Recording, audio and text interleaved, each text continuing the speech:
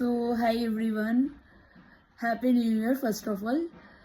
Recently, just একটু আগে আমি ঘর কাব आओगे সংটা শুনলাম বর্ডার টু ফিল্মের, মানে অরিজিনাল রিমেক করা মিঠুন স্যারের।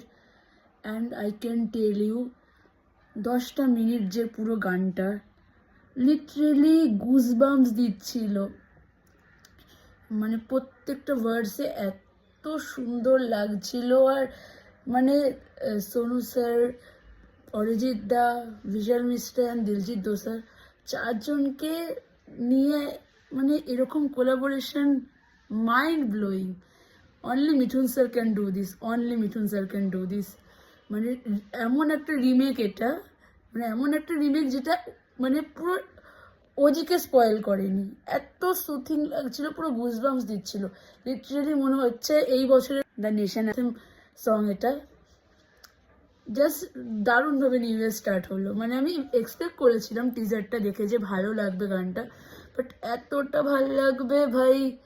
স্পেশালি মানে স্পেশালিও বলবো না, অবভিয়াসলি সবার ভার্সে আমার খুব ভালো লেগেছে, but I can tell you অরিজিৎদার ভার্সটা এত দারুণ লাগছিল।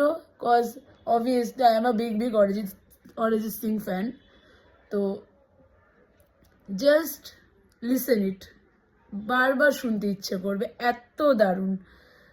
One of the great song of 2026।